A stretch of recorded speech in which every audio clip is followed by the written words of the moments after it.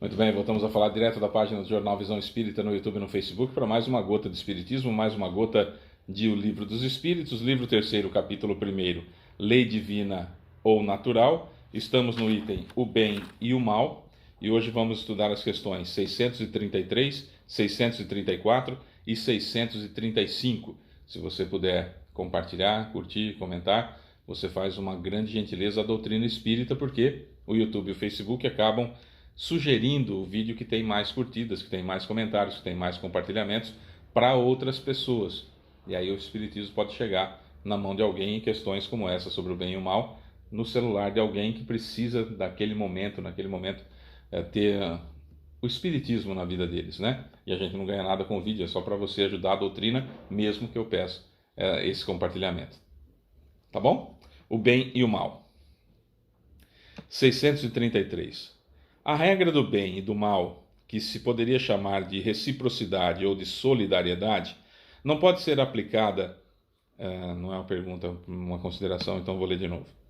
A regra do bem e do mal, que se poderia chamar de reciprocidade ou de solidariedade, não pode ser aplicada à conduta pessoal do homem para consigo mesmo. O homem tem nessa lei natural a regra de conduta e um guia seguro? Eu vou ler de novo. A regra do bem e do mal, que se poderia chamar de reciprocidade ou de solidariedade, não pode ser aplicada à conduta pessoal do homem para consigo mesmo. O homem tem nessa lei natural a regra de conduta e um guia seguro? Resposta. Quando comeis em excesso, isso vos faz mal. Pois bem, é Deus vos dando a medida de que necessitais. Quando a excedeis, sois punidos. Isso vale para tudo. A lei natural traça o limite das necessidades do homem. Quando ele a ultrapassa, é punido com o sofrimento. Se o homem sempre escutasse essa voz que lhe diz basta, evitaria a maior parte dos males de que acusa a natureza. Olha, é um exemplo evidentemente extraordinário, porque vem do Espírito de verdade, que é o próprio Cristo, e dos seus prepostos. Então, é uma explicação muito interessante com relação ao ser punido, que a gente imagina, quando a gente fala karma, essa palavra não é do Espiritismo, ela indicaria que nós temos que passar por aquilo, vamos responder por aquilo, nós vamos ser punidos por aquilo. Quando a gente fala pecado, o pecador também é punido. Quando a gente fala de responsabilidade, é um pouco diferente. Ah, Fábio, é apenas semântica. Não é apenas semântica, é uma situação de entendimento diferenciado. Por exemplo, quando eu como demais, como diz aqui, quando comeis em excesso, isso vos faz mal. Quando eu como demais, Deus está me castigando com a dor de estômago ou tudo aquilo que me causa problemas? Não. Não. Eu excedi o limite e então estou sendo responsabilizado por aquele limite que eu excedi. Certo? Quando eu bebo bebida alcoólica e libero de dentro de mim a parte ruim que eu na sociedade escondo e que nessa vida estou lutando contra e deixo vir à tona, ele só é ruim quando ele bebe. Não, ele é ruim. Quando ele bebe, ele deixa sair aquilo que ou não tem coragem de fazer ou principalmente está lutando contra nessa encarnação. E aí ao beber bebida alcoólica ou qualquer outro tipo de droga, acaba liberando aquilo, mostrando como realmente é, o que não é bom de jeito nenhum. Então, o que advém da bebida alcoólica? Eu vou lá e bebo bebida alcoólica e no outro dia eu estou de ressaca. Estou de ressaca com todas as sensações e todos os arrependimentos e tudo aquilo que me vem da bebedeira. Tá, é Deus me punindo ou é uma característica natural do corpo reagindo àquilo que aconteceu? Assim é para todas as nossas transgressões. Quando eu infrinjo a lei divina ou natural, quando eu faço aquilo, transgrido essa lei, eu sofro situações por ter transgredido essa lei, como é a situação de comer demais, além do limite, e passar mal com isso. Perceberam? Eu, por exemplo, sou alérgico a camarão. Se eu como camarão, me fecha as vias aéreas, não consigo respirar e tal, e posso até morrer. Aí eu falo, não, mas eu gosto de camarão, então eu pego o camarão e como o camarão. E passo mal. É Deus me castigando porque eu comi o camarão? Não, é uma reação natural ao excesso, à situação que eu fiz sem poder fazer. É bom que fique bem claro, porque sempre dá a impressão que Deus está punindo a gente, né? Eu estou nessa encarnação passando por isso porque Deus está me punindo. Não, nessa encarnação eu estou reparando equívocos, excessos, transgressões da lei divina e natural que eu cometi em encarnações anteriores. Percebe? Ou nessa mesmo, quando mais jovem. Então esse é o ponto, não há castigo divino. Deus não tem um caderninho que está me colocando numa situação, você fez isso, então agora você vai responder, como nós aprendemos em outras escolas religiosas. Não, Deus não é punitivo, Deus não é vingativo, Deus não está me punindo porque a Eva teria dado a maçã para o Adão, sabe? Na realidade, quando eu transgrido a lei, isso tem um efeito. Tem um efeito. A causa é eu transgredir a lei. Tem um efeito natural. Como comer demais, transgredir, passar do limite de comer mais, eu vou passar mal. Perceberam? Então é nesse sentido. Questão 634.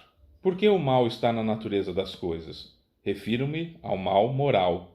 Deus não podia ter criado a humanidade em melhores condições?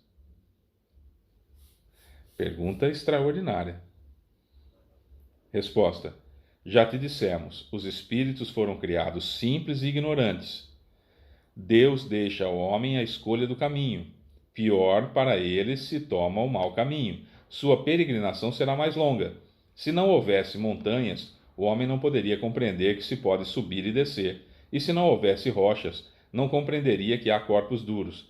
É preciso que o espírito adquira experiência, e para adquiri-la é preciso que conheça o bem e o mal, por isso há união do espírito e do corpo. Por isso há união do espírito e do corpo. Olha, não podemos entender isso como uma situação que Deus criou o mal. Não, Deus não criou o mal. O homem, o ser humano, os espíritos foram criados simples e ignorantes. O que é isso? O princípio inteligente que deu origem a mim passou pelo reino mineral, passou pelo reino vegetal, passou pelo reino animal. Aí eu fui criado espírito. Eu nunca fui animal, nunca fui planta, nunca fui rocha. O princípio inteligente que estagiou nesses reinos me deu origem a mim. Semente e árvore. O princípio inteligente é como se fosse a semente e nós como se fôssemos a árvore. Um veio do outro, mas não são a mesma coisa. A árvore não é a semente não é a árvore, mas um não existiria sem o outro. Certo? Beleza. A partir das primeiras encarnações, o que eu tenho? Eu tenho instinto. Nas primeiras encarnações eu tenho instinto, é isso que eu tenho. Um instinto, igual os animais têm. Só que já tenho consciência. Então, a cada situação, eu registro, penso e raciocino, diferente dos animais, que só registram. Nós registramos, sentimos, raciocinamos, pensamos a esse respeito e recebemos a instrução, pode ou não pode, isso é certo, isso não é. Olha, o animal ele vai lá, ele mata para comer. Sim, ele mata para comer. Mas você não vai encontrar um animal que mata por prazer. Ou mata porque o outro tem uma característica que eu gostaria de ter. O leão não olha para o outro leão e fala assim, eu acho que a juba dele é mais bonita, né? Eu acho que a juba dele é mais bonita, ele tem uns filhotes mais bonitos que o meu, eu não gostei disso não, vai lá e mata ele. Há uma posse das fêmeas, que é outra coisa, do instinto de conservação, aí tudo bem, mas não tem inveja, por exemplo. Você não vai encontrar inveja no reino animal, certo? Então um cachorro não vai matar o outro cachorro porque o outro cachorro é de madame e ele é vira-lata. Ele fala, eu sou vira-lata, estou sofrendo aqui, estou na rua, me abandonaram, não tenho o que comer, e esse outro aí fica nos braços de madame, eu vou matar ele. Não, o animal não pensa assim. Nós, seres humanos, temos essas situações. Então nós temos um instinto de sobrevivência e aí nós queremos mais, porque raciocinamos, queremos mais. Aí, ao querer esse mais, a gente aprende, não pode. Por causa disso. Aí a gente quer mais e não pode por isso. Isso tudo na nossa, no nosso estágio em mundo primitivo. Quando chega no mundo de provas e expiações, aí nós temos o livre-arbítrio para escolher, já que as leis de Deus, as leis divinas e naturais, ou naturais, estão escritas na nossa consciência, foram escritas na nossa consciência e desenvolvidos na nossa consciência durante o período que estávamos em um planeta primitivo. Agora é só agir corretamente, né? 635. As diferentes posições sociais criam novas necessidades que não são as mesmas para todos os homens. Assim, a lei natural pareceria não constituir uma regra uniforme. As diferentes posições sociais criam novas necessidades, que não são as mesmas para todos os homens. Assim, a lei natural pareceria não constituir uma regra uniforme. Resposta: essas diferentes posições estão na natureza, de acordo com a lei do progresso. Isso não impede a unidade da lei natural, que se aplica a tudo. A lei natural é não fazer para o outro aquilo que eu não gostaria que fosse feito para mim, não importa a classe social que eu me encontre. É simples. E por ser tão simples, é difícil de nós entendermos. Eu não devo fazer para o outro aquilo que eu não gostaria que fosse feito para mim. Alguns de nós que já temos filhos, que já temos netos, poderíamos mudar um pouquinho a lei para ficar. A lei não, mudar um pouquinho a descrição da lei para ficar um pouco mais fácil para nós. Então vamos lá, nós que temos filhos e amamos nossos filhos incondicionalmente, ou netos e amamos nossos netos incondicionalmente, então coloque assim: não vou fazer para os filhos dos outros ou para os netos dos outros aquilo que eu ficaria bravo, uma barbaridade, se fizessem com meus filhos ou com meus netos. A lei está aí. A lei divina natural é essa. Não devo fazer ao outro aquilo que eu não gostaria que fosse feito para mim. A gente disfarça isso, a gente fala, mas tudo pode fazer, comigo pode fazer. A gente dá umas dessas também, não é? A gente disfarça a nossa consciência. Nós temos habilidades para disfarçar a nossa consciência. Mas o importante é que, se a gente já tem filho, já tem neto, muda para isso. Eu não vou fazer para o filho da outra pessoa, ou para o neto da outra pessoa, ou filha, neta, enfim, da outra pessoa, aquilo que eu ficaria possesso se fizesse com meu filho, com minha filha, ou com meu neto, com minha neta. Certo? É uma boa medida. É uma boa medida. Ajuda uma barbaridade para a gente saber o que é o bem e o mal. Resposta de Kardec: as considerações de existência do homem mudam de acordo, as condições de existência do homem mudam de acordo com os tempos e lugares, e disso resultam diferentes necessidades e posições sociais apropriadas a essas necessidades.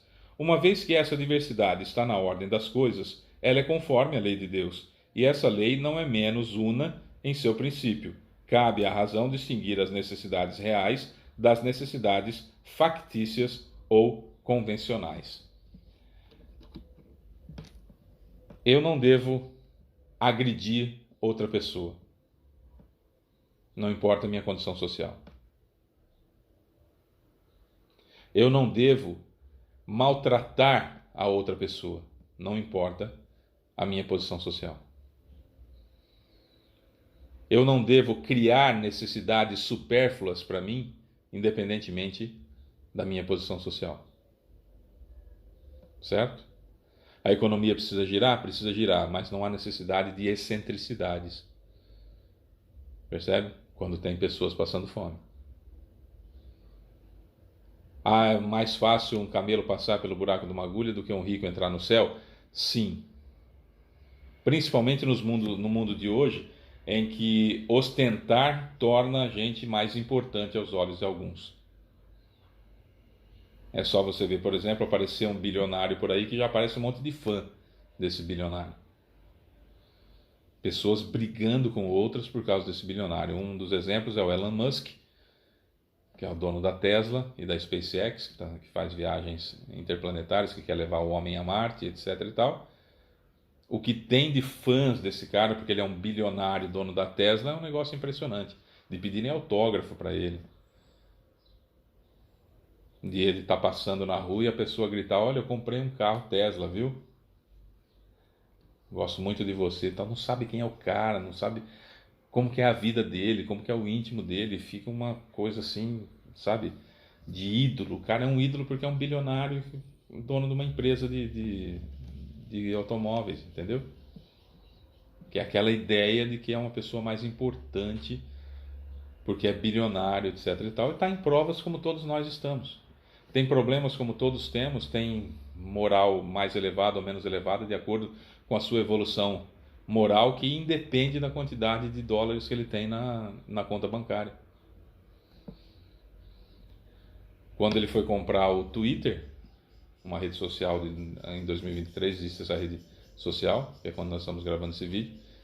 Quando ele foi comprar, aconteceram verdadeiras batalhas entre pessoas que gostavam dele e pessoas que não gostavam, pessoas que gostavam que sequer tinham visto ele pessoalmente alguma vez, que estavam discutindo com outros que não gostavam sequer sem ter visto ele pessoalmente uma vez, e discussões homéricas, inclusive entre famílias, assim, de pessoas deixando de se falar porque um é fã e o outro não gostava do Elon Musk. Que absurdo que nós vivemos hoje em dia. Então, a posição social não diz respeito a absolutamente nada. Nós vamos encontrar pessoas paupérrimas com orgulho 10 vezes maior do que pessoas riquíssimas, e vamos encontrar pessoas riquíssimas com orgulho que não faz o mínimo sentido ter perto de pessoas humilíssimas que são pobres. Então tem para todo gosto, como se diz. Tem para o gosto do freguês, de todo jeito, gente de todo jeito. E como estamos em uma transição de planeta de provas e expiações para regeneração, tem muita gente ruim encarnando aí, tem muita gente ruim tendo a última oportunidade na Terra para ver se não vai ser exilado para um outro lugar. E tomara que nós não sejamos um desses ruins a que eu estou me referindo, né? Eu sou Fábio Pereira, essa é mais uma gota de Espiritismo. Beijo para você que fica, tchau.